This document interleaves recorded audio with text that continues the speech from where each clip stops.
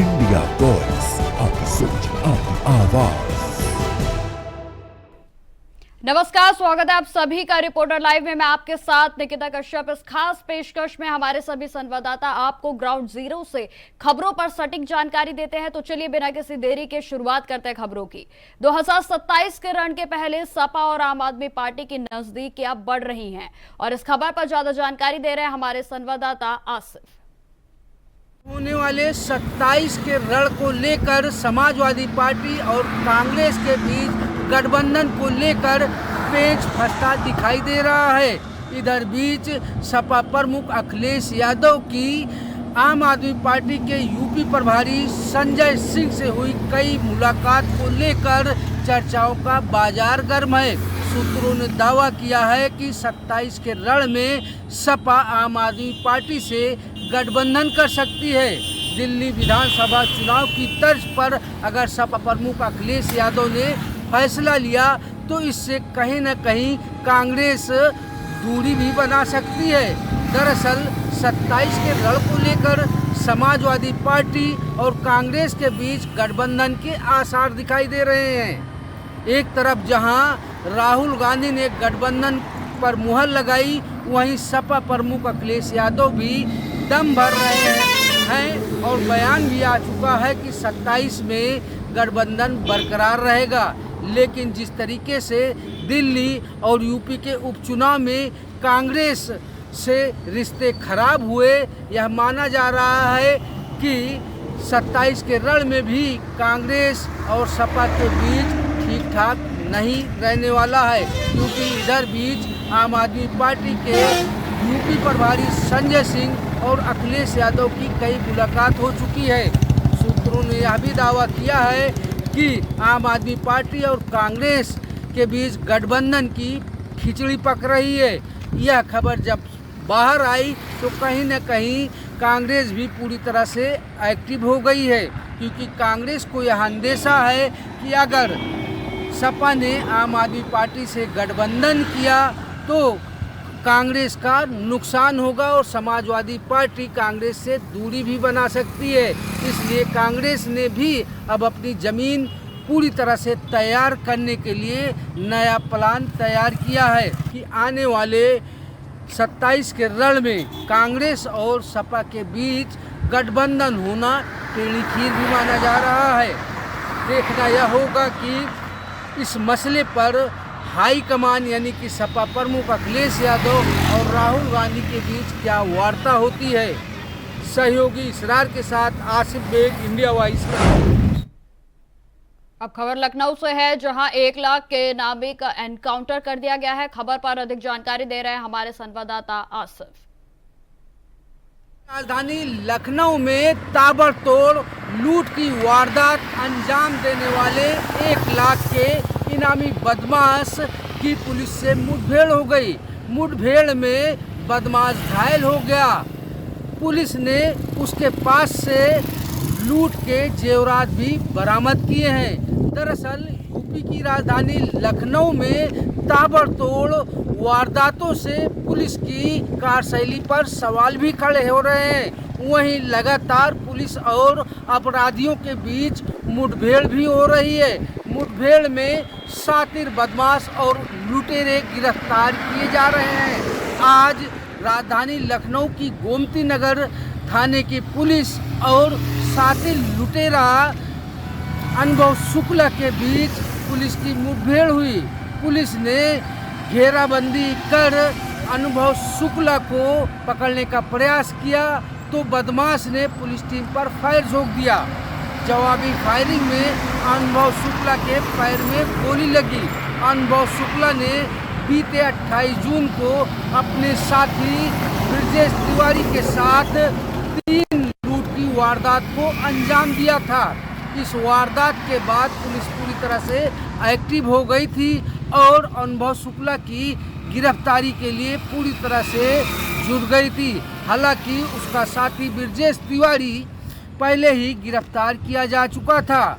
अनुभव शुक्ला और ब्रजेश तिवारी लखीमपुर जिले के रहने वाले हैं। अनुभव शुक्ला पर 30 आपराधिक मुकदमे दर्ज हैं और उसकी गिरफ्तारी के लिए 1 लाख रुपए का इनाम भी घोषित किया गया था। हालांकि अब राजधानी लखनऊ की पुलिस अनुभव शुक्ला से पूछताछ करेगी और अनुभव शुक्ला के मददगारों का ठिकाना भी पता करेगी। फिलहाल जिस तरह से लखीमपुर से आकर लखनऊ में लूट की वारदात को अनुभव शुक्ला ने अंजाम दिया, इसको लेकर भी पुलिस तफ्तीश कर रही है कि इस गैंग में और कौन कौन से शातिर अपराधी शामिल हैं। फिलहाल अनुभव शुक्ला खतरे से बाहर है और उसका इलाज चल रहा है।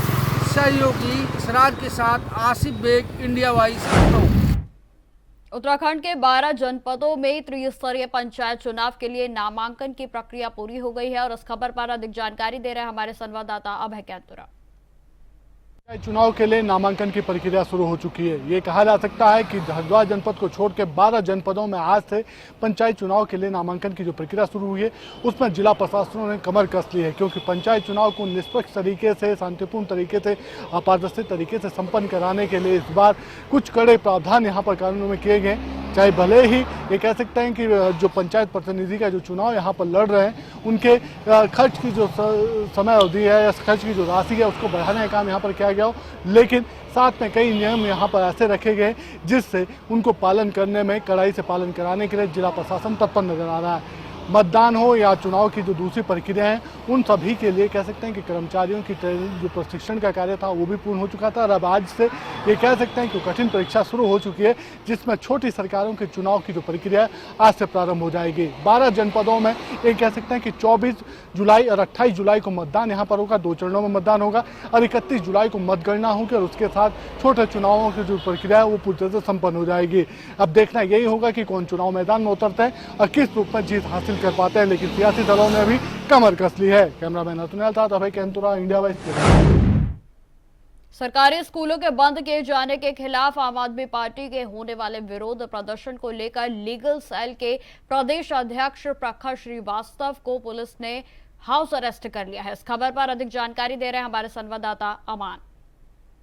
ये प्राइमरी स्कूलों में कम बच्चे जहां पढ़ रहे हैं उन स्कूलों को बंद करने के फैसले को लेकर लगातार विपक्ष योगी सरकार को घेरता नजर आ रहा है। जहां पिछले दिनों समाजवादी पार्टी के जो राष्ट्रीय अध्यक्ष हैं अखिलेश यादव वो भी घेरते नजर आए थे, वहीं इस बार योगी सरकार के इस फैसले को लेके आम आदमी पार्टी ने एक बड़ा विरोध प्रदर्शन का ऐलान किया था, जिसको लेके उत्तर प्रदेश की राजधानी लखनऊ में जो आप पार्टी के नेता हैं या कार्यकर्ता हैं उनको हाउस अरेस्ट किया जा रहा है। वहीं आज अधिवक्ता सभा के प्रखर श्रीवास्तव जो प्रदेश अध्यक्ष बताए जा रहे हैं इनको भी हाउस अरेस्ट कर लिया गया। बताया जा रहा है इस प्रदर्शन को लेके जो नेता और कार्यकर्ता लगातार सक्रिय नजर आ रहे थे उनको चिन्हित करके हाउस अरेस्ट कर लिया गया। फिलहाल देखने वाली बात ये होगी कि आम आदमी पार्टी का जो बड़े प्रदर्शन का आह्वान है वो किस तरह से होता है, क्योंकि जिस तरह से उत्तर प्रदेश में जो बड़े नेता हैं आम आदमी पार्टी के उनको पुलिस द्वारा हाउस अरेस्ट कर लिया गया है। लखनऊ से मोहम्मद अमान।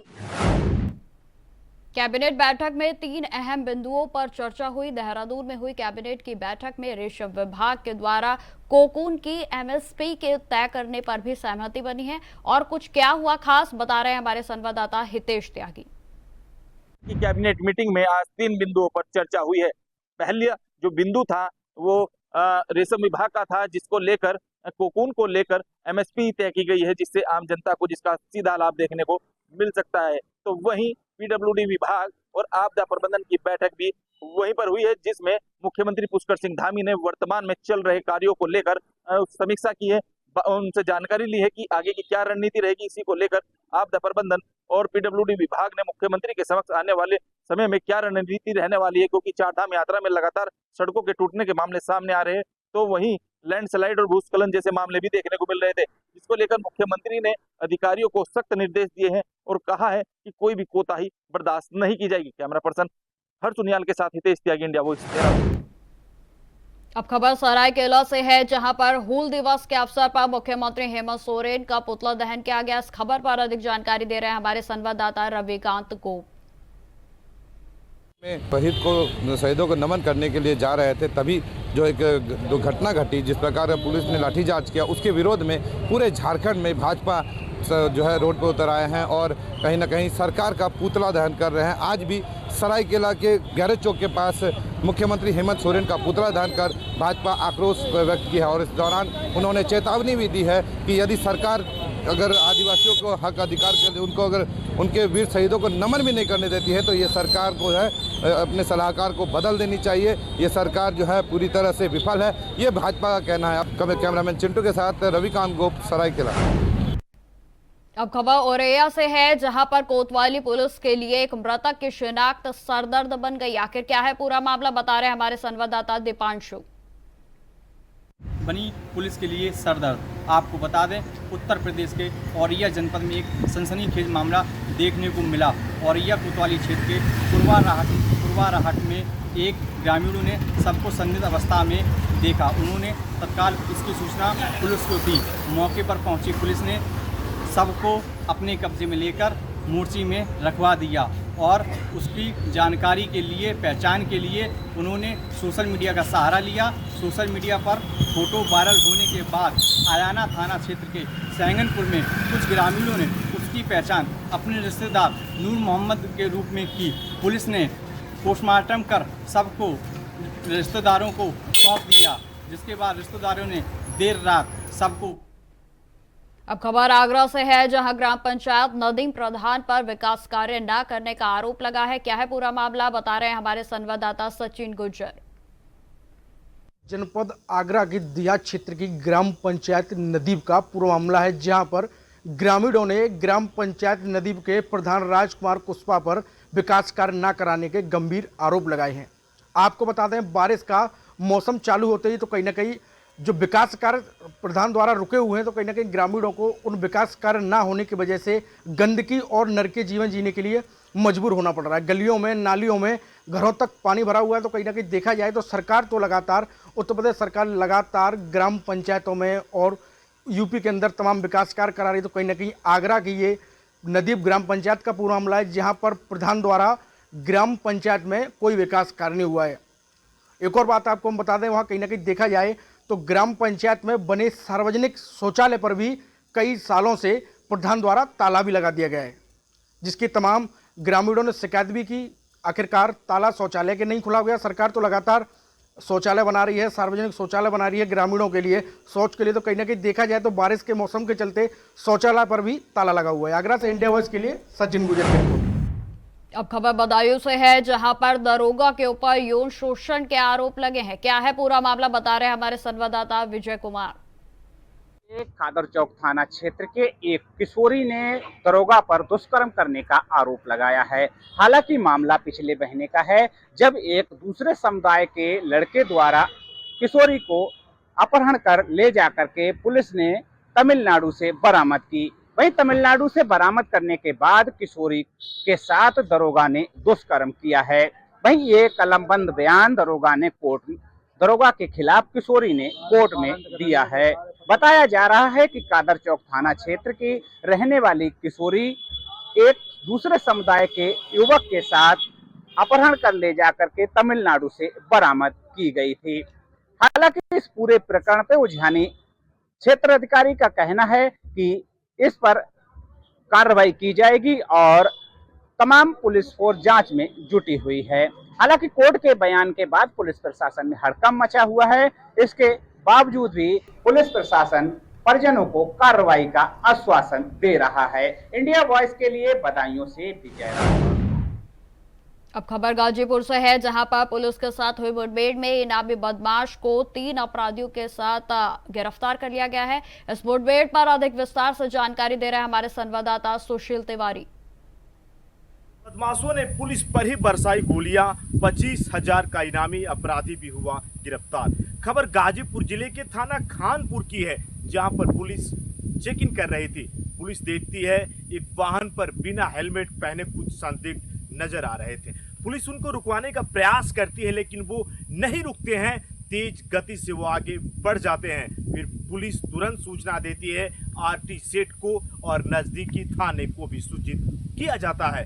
फिर पुलिस आगे उसका पीछा करती है तो उन अपराधियों ने बूढ़ीपुर के पास पुलिस पर ही गोली चलाई। फिर जवाबी कार्रवाई में पुलिस भी गोली चलाती है। इसी फायरिंग में 25,000 का इनामिया अविनाश यादव भी था, जिसके पैर में गोली लगी और उसके साथ उसके 2 साथी भी थे। पुलिस ने गाड़ी भी जब्त किया, साथ में 315 बोर में जिंदा कारतूस और हथियार भी पुलिस ने जब्त कर लिया। सैदपुर सीओ अनिल कुमार ने बताया कि इनकी तलाश बहुत दिनों से थी और ये गलत कार्यों में मुलव्विस थे। पुलिस ने इनको पकड़ लिया और इनको भेजा है सलाखों के पीछे। इंडिया वॉइस के लिए सुशील तिवारी गाजी। अब खबर महाराजगंज से है, जहां पर धर्मांतरण का मामला सामने आया है। आखिर कौन करा रहा है धर्मांतरण, बता रहे हैं हमारे संवाददाता अनुराग जायसवाल।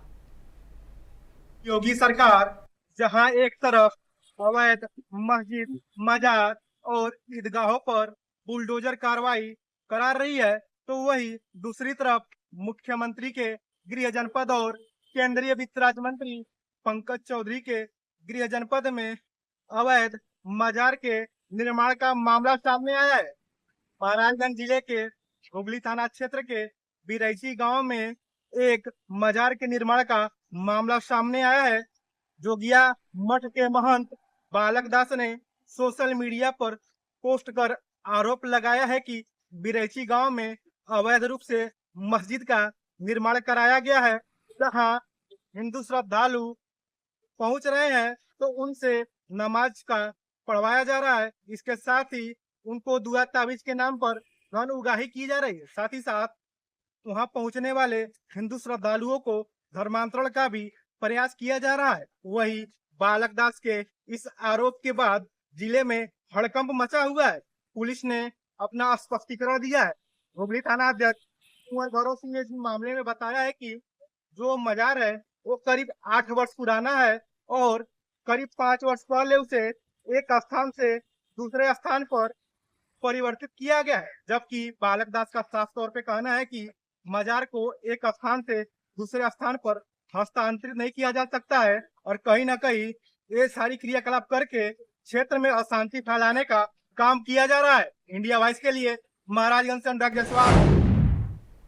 अगली खबर गाजीपुर से है, जहां समाजवादी पार्टी के कार्यकर्ताओं ने राष्ट्रीय अध्यक्ष अखिलेश यादव का जन्मदिन लोक कल्याण दिवस के रूप में मनाया। इस पर ज्यादा जानकारी दे रहे हैं हमारे संवाददाता सुशील तिवारी।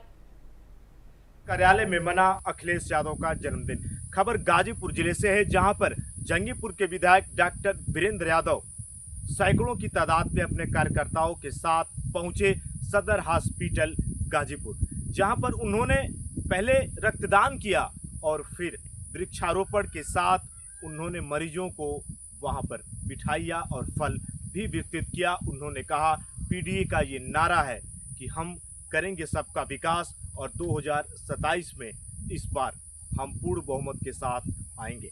डबल इंजन की सरकार को सपा विधायक जंगीपुर डॉक्टर वीरेंद्र यादव ने जमकर घेरा और उन्होंने कहा कि लगातार बुलडोजर चल रहे हैं, इससे गरीब आहत और परेशान हैं। उन्होंने कहा अभी हाल ही में जो गाजीपुर जिले के अंधऊ में बुलडोजर चला था उस पर मैंने डीएम गाजीपुर से बात की है और उन्होंने कहा है कि हम मदद का पूरा भरोसा देते हैं। डॉक्टर वीरेंद्र यादव ने कहा कि गाजीपुर के लावा मानपुर मार्ग पर उन्होंने जो कार्य किया उसी की देन है कि उस सड़क को हरी झंडी मिल गई। उन्होंने कहा सपा के राष्ट्रीय अध्यक्ष अखिलेश यादव के साथ पीडीए का पूरा कुनबा कंधे से कंधा मिलाकर खड़ा है। इंडिया वॉइस के लिए सुशील तिवारी का। अब खबर जौनपुर से है, जहां पर दिल्ली से वाराणसी जा रही टूरिस्ट बस में शॉर्ट सर्किट से अचानक से आग लग गई। कैसे लगी आग, ज्यादा जानकारी दे रहे हैं हमारे संवाददाता विवेक। उस समय हड़कंप मच गई कि जब शॉर्ट सर्किट से एक टूरिस्ट बस में आग लग गई। देखते ही देखते आग ने विकराल रूप ले लिया। वहीं बस पे सवार 1 दर्जन से अधिक यात्रियों ने कूदकर अपनी जान बचाई। बताया जाता है कि सिकरारा थाना क्षेत्र में दिल्ली से वाराणसी जा रही एक टूरिस्ट बस में अचानक धुआं निकलने लगता है और देखते ही देखते बस आग का गोला बन जाता है। वहीं बस पे सवार यात्रियों ने कूदकर अपनी जान बचाई। तो वहीं घटना की जानकारी मिलते ही पुलिस और फायर विभाग की टीम मौके पहुंची। घंटों मशक्कत के बाद आग पर काबू पाया गया। हालांकि किसी यात्री को कोई खतरा नहीं बताया जा रहा है। पूरा मामला सिकरारा थाना क्षेत्र का है। वही पुलिस और जिम्मेदार अधिकारी मामले की जांच पड़ताल कर रहे हैं। जौनपुर से विवेक कुमार, इंडिया वाइड।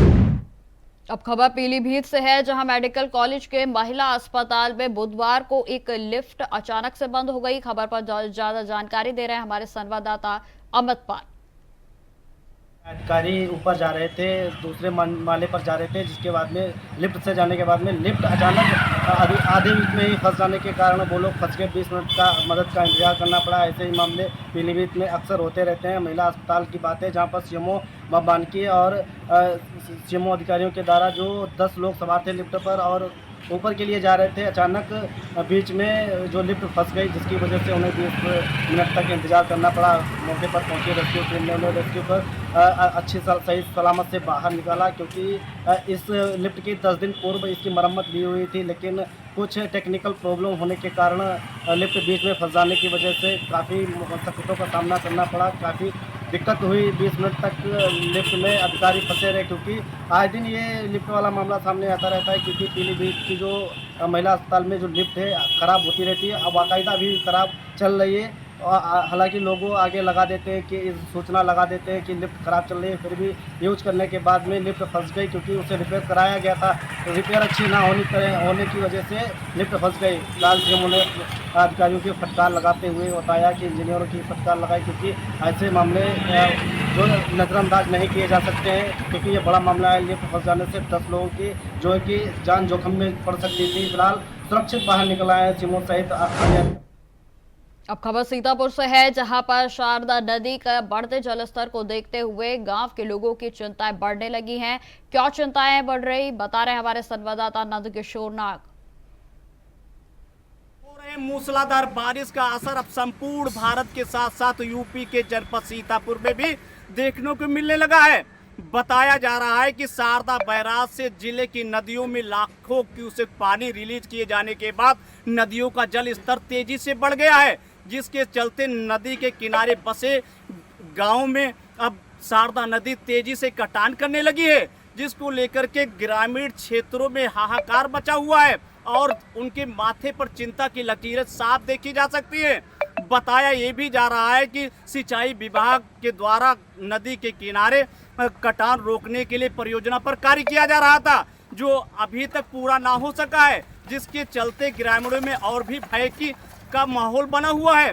ये मामला पूरा जनपद सीतापुर के विकास खंड बेहटा के लखनीपुर गांव का है, जहां पर शारदा नदी तेजी से कटान कर रही है और 2 दिनों में लगभग 12 किसानों की कई बीघे जमीन अपने आगोश में समा ली है।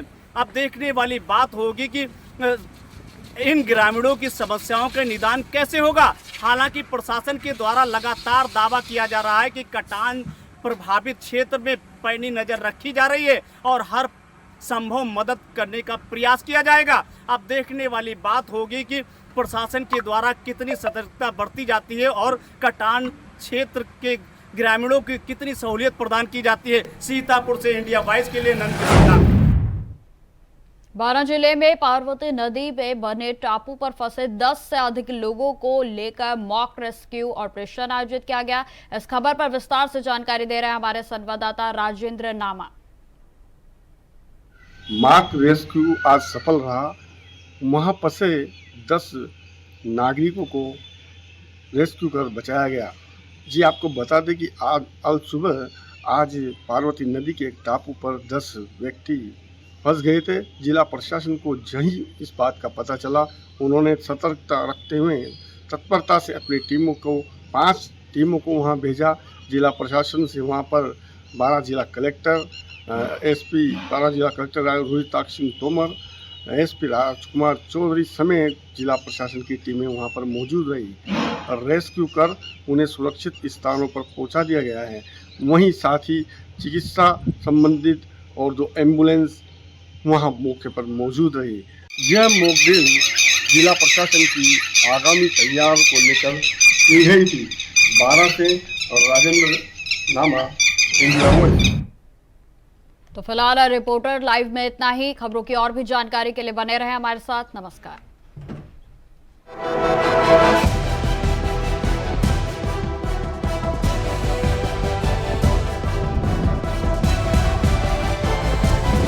इंडिया वॉइस, आपकी सोच, आपकी आवाज।